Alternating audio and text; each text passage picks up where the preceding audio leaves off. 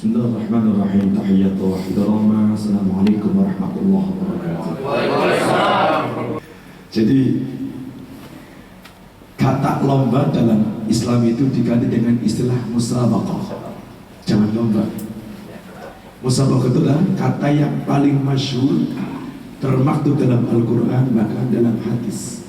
Musabaqah itu makna tersuratnya adalah berlomba dalam kebaikan yang terpandu oleh aturan-aturan Islam. Makna yang tersirat adalah musabaqah berarti meningkatkan prestasi ubudiyah kita dengan Tuhan. Kalau dalam perspektif bekerja berarti meningkatkan kualitas pekerjaan kita sebagai pekerja yang cerdas, ikhlas, dan mampu menyelesaikan masalah. Dalam ubudiyah tentu meningkatkan kemarifatan dengan Tuhan.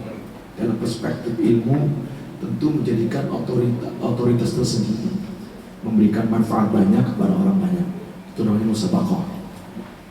Maka Bang memberikan sebuah apresiasi musabaqah tilawatil Quran. Berarti kata tilawah di pendapat ulama ada dua istilah, ada tilawah dan qori. Kalau tilawah itu membaca Quran dengan berkesinambungan dari basmalah, Fatihah sampai An-Nas, nama tilawah. Kalau qori itu membaca Quran dengan ayat tertentu yang diinginkan atau mungkin mereka yang dibaca itu qori. Maka para ulama sepakat memakai bahasa tilawatil Quran sebagai istirja dan istilgha karena yang dibaca adalah Al-Quran.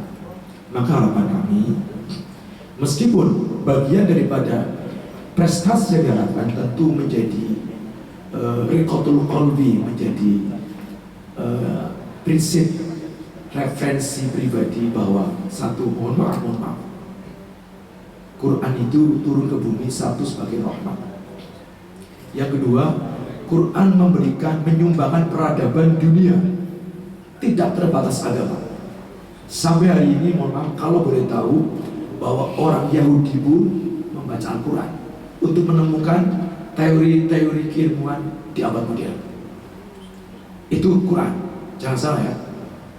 Jadi pernah percakapan yang serius antara Profesor Kuresiak dengan ilmuwan Jerman yang saat itu mereka hafal Quran, hafal hadis, mereka padahal tidak beragama, tapi mereka hafal Quran.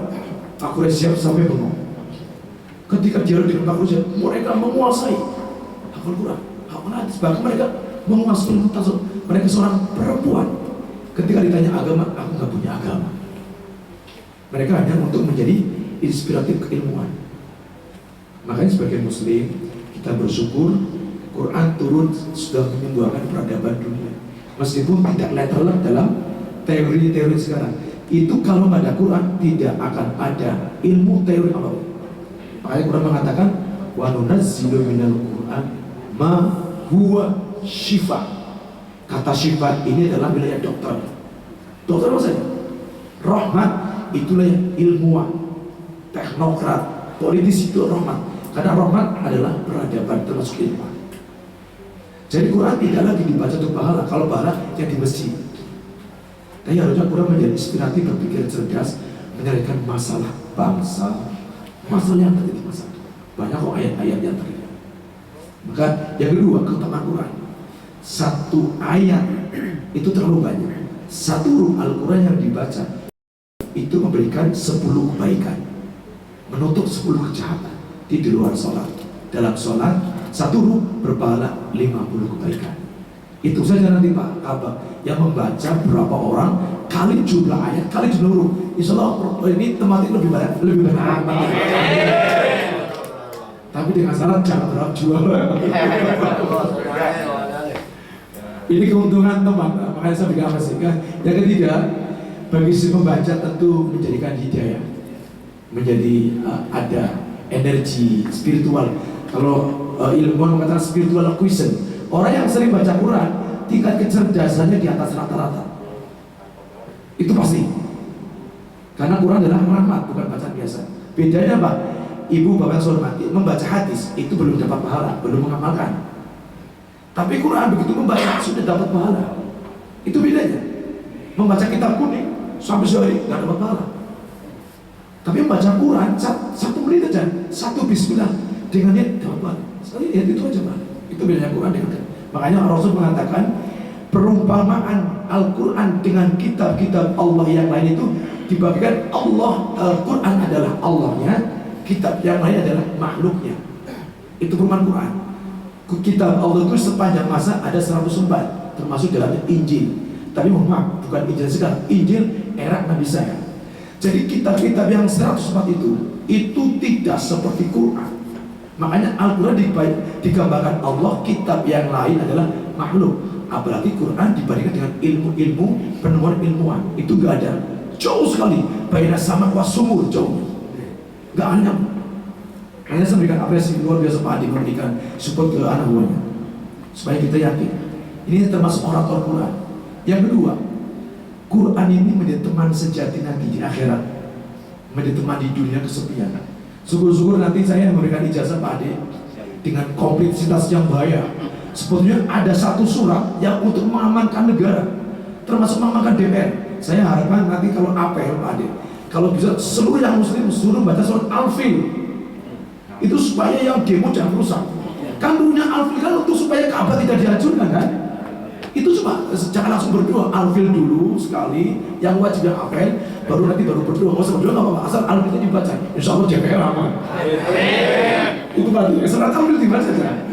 Saya aja di bagian saya tak suruh baca Al-Fil setiap hari. Karena takut kita nggak tahu mana musuh masa lawan. Al-Fil itu nanti Allah yang turunkan langsung. Nah, ini Allah mengutus malaikat-malaikatnya untuk menjaga DPR.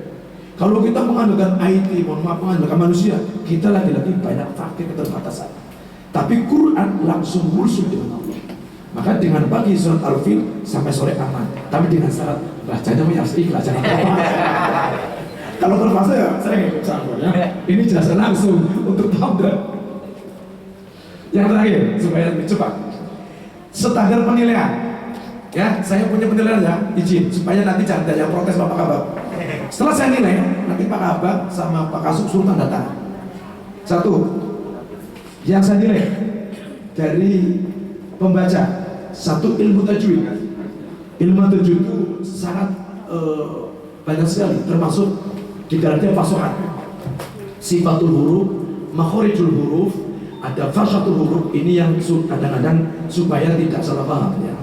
Contoh sifatul huruf, membaca to tapi keluarnya ta, membaca ta keluarnya to. Ini pasti nilainya tidak akan dinilai, pasti jali dengan dinilai. Jadi sifatul huruf itu menentukan. Karena kita tuh bukan orang Arab aja baca Quran kadang-kadang ada nggak ada ya, hanya nggak pasang. Apalagi orang Indonesia itu sifat huruf, makhrajul huruf, keluar huruf. Kadang-kadang hurufnya kaf tapi keluarnya qaf. Ini juga tetap jali, tidak akan dinilai. Ini supaya kita adil. Ini Quran soalnya, bukan tanda masuk. Yang ketiga, mad. Seringkali para qori karena mereka lebih mengutamakan lagu, kadang-kadang mad asli diperpanjangkan. Sehingga mengatakan itu haram, bahkan termasuk dosa. Karena makanya Rasul mengatakan rubba qari'il Qur'an wal Qur'anu yal'anu. Banyak nanti di zaman akhir pembaca Quran tapi Qurannya membuat mereka terlaknati, berdosa. Karena tadi mad asli diperpanjang karena ingin supaya lagunya bagus, sehingga mereka dapat ini. Contoh paling kecil nih, contoh paling kecil. Bismillahirrahmanirrahim. Itu kalau untuk dibajuri nol, nggak ada yang dapatnya. Karena di situ hanya berlaku mad asli bil alif, supaya nggak salah paham ya. Yang ketiga ada istilah mauquf dan ibtida. Banyak pembaca Quran yang ketika ibtidanya mereka pun haram karena maknanya belum sampai sudah berhenti atau berhenti di makna yang nggak pas. Contoh, wal asri innal insana fi khusrin illa. Ketika wakaf di ilah, berarti mereka kategori wakaf kobi, nggak dapat nilai. Meskipun lagunya bagus. Ini wakaf, makanya akan dinilai adalah ada istilah wakaf, mauquf bil khair, berhenti dengan baik, berarti artinya memenuhi syarat. Tidak harus di akhir ayat.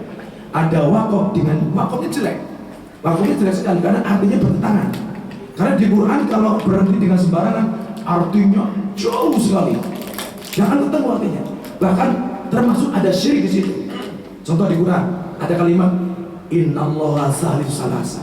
Itu kalau di situ, ini menguntungkan kaum Nasrani. Innallaha salis. Sesungguhnya Allah itu 3. Padahal nggak boleh wakaf di situ. Ini ada di ayat Quran surat Al-Maidah. Makanya kalau berdisitu batal. Artinya jauh ayat. Ini berhenti di wakaf ya. Yang lagi-lagi yang terakhir, ini yang paling menentukan adalah fasul. Itu memang agak susah. Ini karena ini perdana Pak Kabar saya juga berikan toleransi. Yang penting pembahasan itu. Ini di bidang. Jadi saya hanya mengambil 4 item di bidang tajwid ya. Karena sifatnya internal belum nasional. Kalau nasional macam-macam. Terus bidang lagu. Standar lagu yang akan nilai saya itu lagu dalam mujawad. Ini namanya tilawatul Quran mujawad.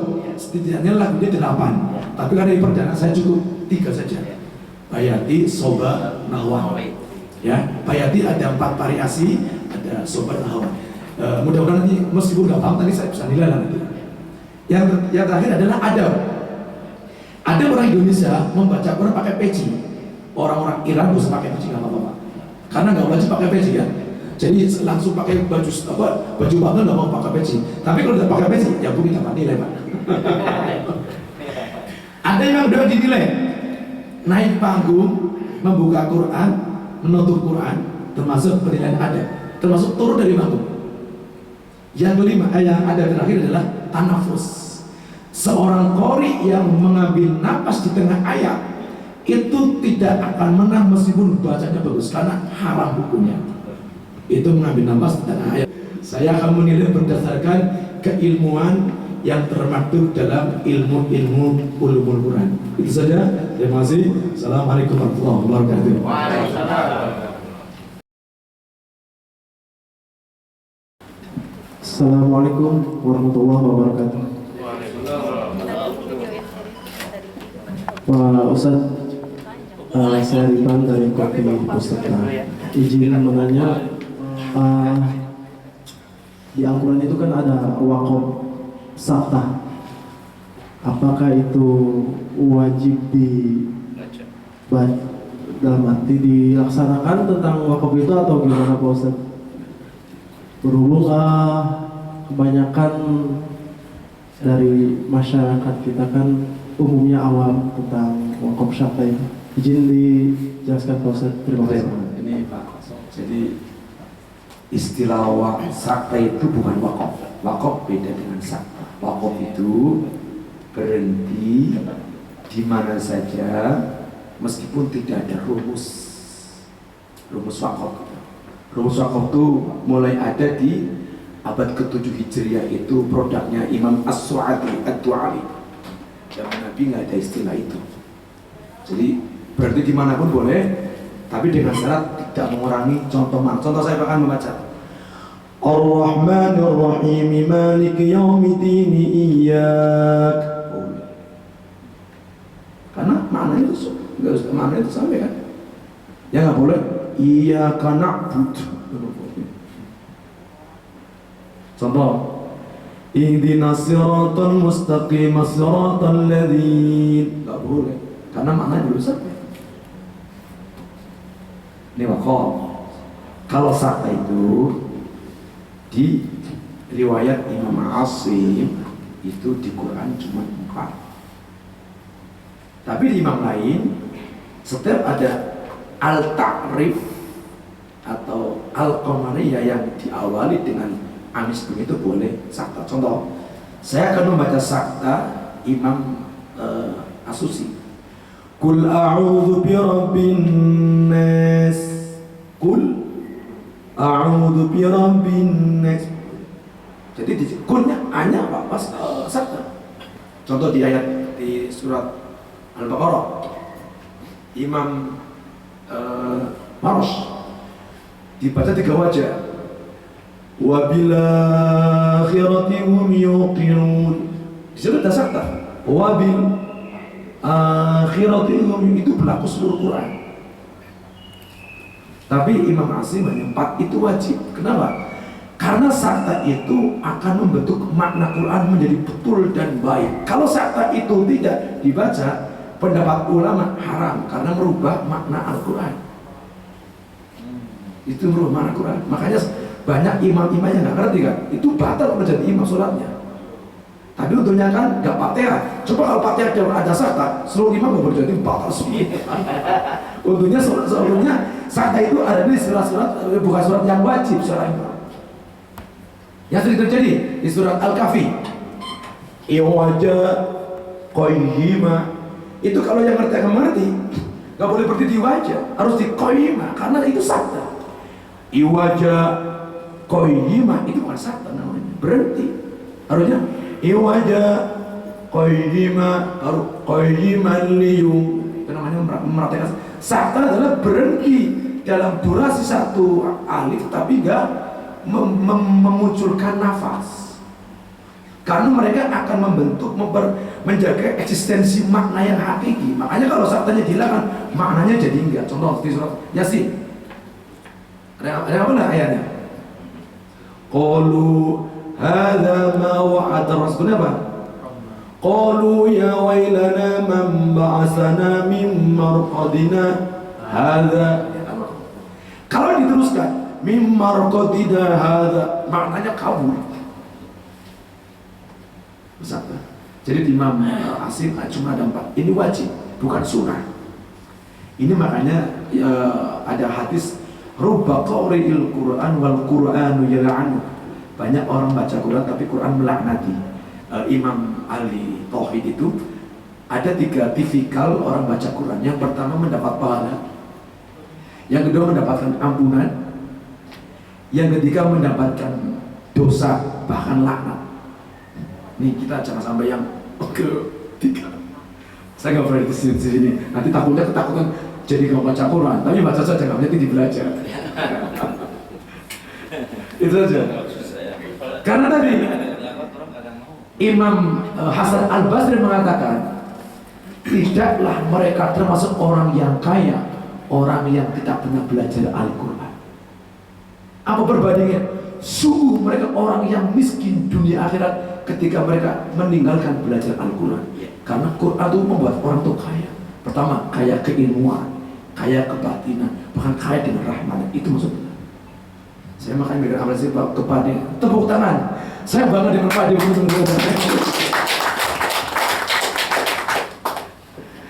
Ini ada lagi? Soal? Ada pertanyaan? Ada lagi mungkin? Cukup. Ustaz. Wah, berarti sudah dokter semua. Saya bangga dengan pinter-pinter semuanya. Ayo. Bukan makin ini makin takut. Jangan takut.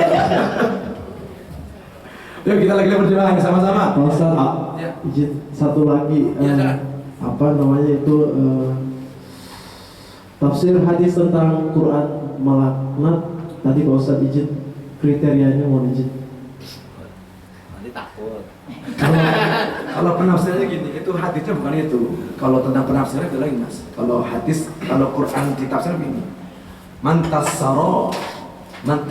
Mantafassara Quran bi'aqlihi falyatabawwa binan. Orang mengatakan Quran salah. Yang salah bukan Qurannya, cara menafsirkannya. Sampai sekarang ilmu tafsir itu jumlah tafsir lebih 1000. Cuman yang maksur, yang mendekati di zaman kenabian cuma 3. Ibnu Abbas, tafsir Ibnu Abbas. Terus tafsir ada lagi yang kedua itu semuanya tafsir pendekatan zaman 12 tabi'in.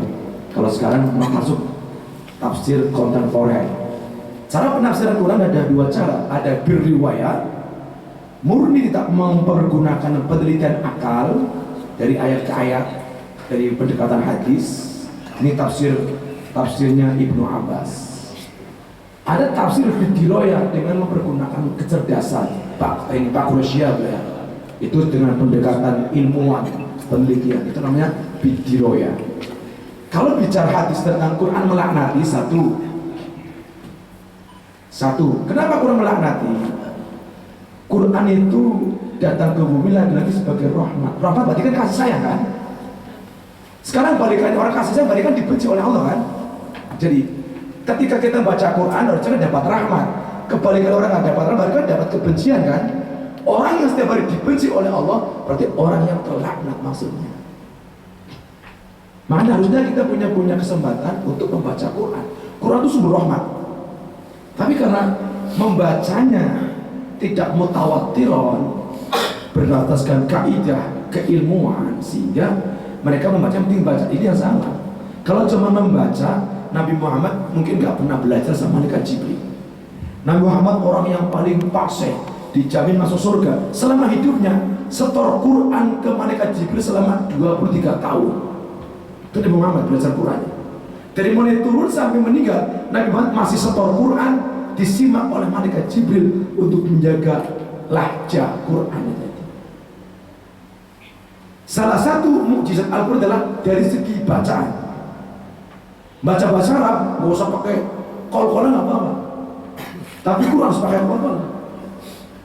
Ya, contoh bahasa Arab, antum min ain atau antum ila ain. Kalau Quran, antum ila ain. Betul kan? Hadis nggak usah pakai tajwid nggak apa-apa. Tapi Quran wajib. Itu salah satu mukjizat Al-Quran. Berarti Quran itu mukjizatnya dari bacanya saja sudah direkam oleh malaikat Jibril, nggak bisa berubah sampai kiamat. Berarti yang merubah otomatis orang yang merubah Quran dong. Berarti termasuk mereka bid'ah. Bid'ah itu merubah Quran, merubah bacaannya. Makanya kata Rasul dalam Qurannya, Rasul sudah tahu. Ya Rabbi inna qaumi takhudhu hadzal Qur'ana mahjura. Wahai Allah, kata Rasul, nanti umatku akan datang, umat itu meninggalkan Quran. Ini Rasul sudah tahu, makanya demonya Rasul langsung tahu, ya Rob, nanti umatku meninggalkan Quran. Kata meninggalkan, para ulama tafsir masih membaca, tapi bacanya acak adul. Tuh, masih membaca tapi sebatas mencari pahala. Masih membaca tapi membacanya di bulan puasa saja. Itu Quran tidak lagi menjadi inspiratif harmoni, tidak lagi inspiratif peradaban, tidak lagi menjadi komunikatif kita dengan Tuhan. Itu yang dimaksud meninggalkan. Dan ini sudah mulai bergeser. Quran sekarang hanya bacaan masjid. Padahal orang-orang Yahudi masih meneliti Quran sebagai objek untuk meneliti tentang isi perut dunia dan tentang perbintangan. Itu bedanya. Kita harus baru membaca untuk cari ibadah boleh, tapi kita ketinggalan. Orang-orang Nasrani sudah membaca. Bahkan saya punya teman pendeta hafal Quran. Kan saya bilang, sekarang ada Injil bahasa Arab. Aku bisa baca ya Injilnya, Injil. Tapi ini Injil.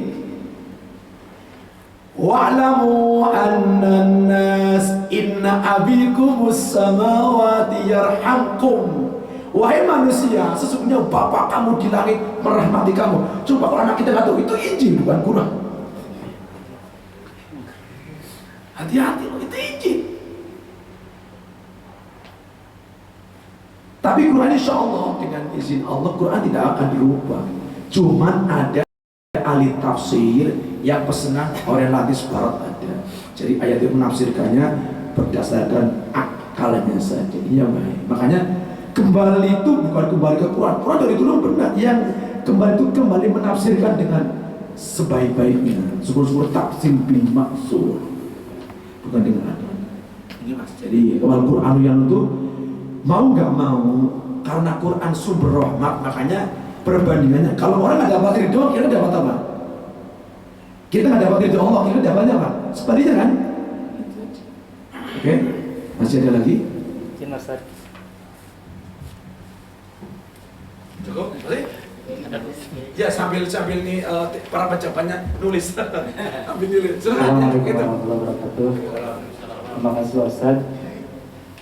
Setelah ingin bertanya mengenai kondisi umminya Nabi, kan dalam artian tidak bisa baca tulis Al-Qurannya, sedangkan untuk Nabi pun hafalnya pun di luar biasa.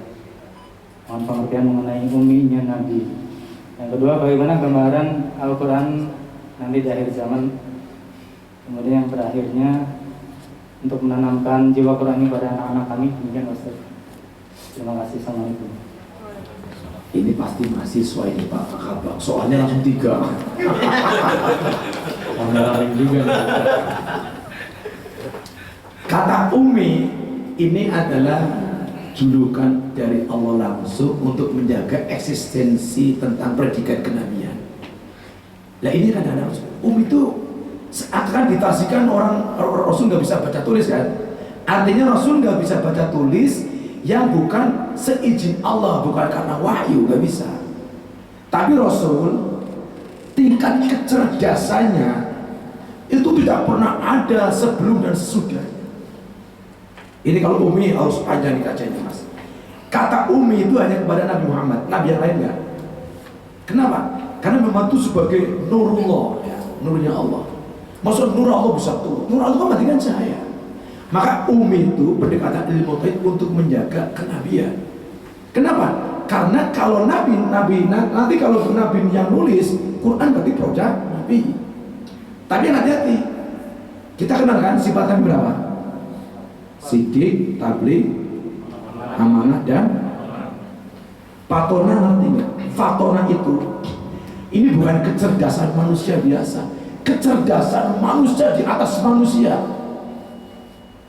Makanya mereka itu sinyalnya cepat. Kalau kita kan kecerdasan gen kemanusiaan, kecerdasan wali benar ini.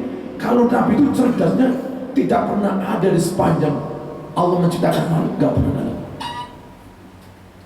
Sehingga fatonanya Nabi tidak seperti fatonanya Nabi yang lain. Jumlah Nabi berapa? Ada hafal?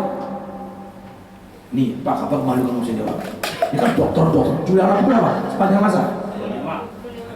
Berarti ngajinya kurang. Kuliahnya baru di Indonesia, belum di Kutub Utara.